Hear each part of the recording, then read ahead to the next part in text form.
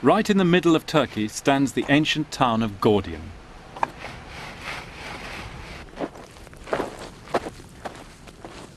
Alexander came here to meet reinforcements from Greece, but he was also drawn by a strange legend.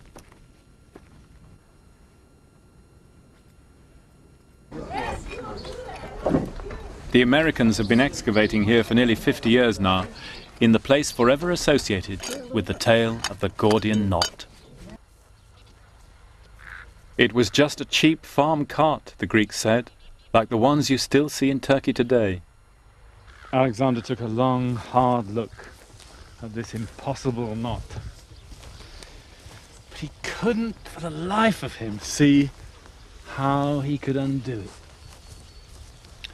It was probably rather like the kind of knots we call Turk's heads knots, a big knot with all the ends tucked up inside so you just can't see where to begin.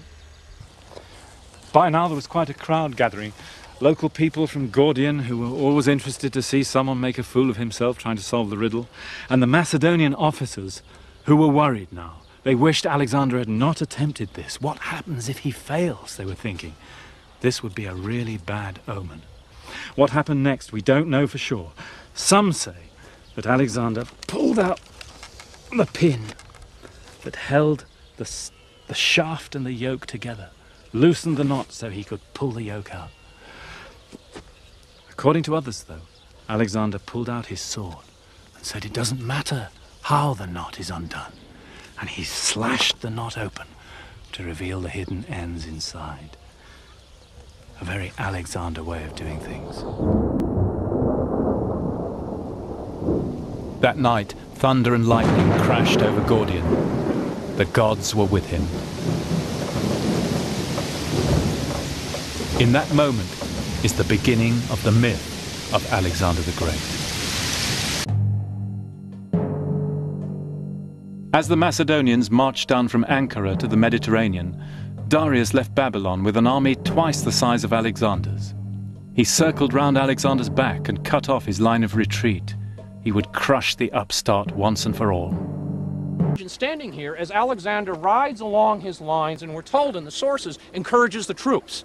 He appeals to the Macedonians, and the cry goes up. He's singling out officers and men for their bravery, and the Macedonian regiments are shouting, and he goes along the Greek allied contingents and cites, we are defeating the great king of Persia. We are going to avenge Persian humiliations of Greece. He goes to his Thracian and Balkan allies and says, enemy, kill, booty, and of course they understand that, no problem. These guys are in here for the more fun aspects after the battle. And all of the army is really worked up to a fever pitch. Yeah. The Persians now are so nervous. They're waiting for the charge, and then Alexander gives, charge, down they come.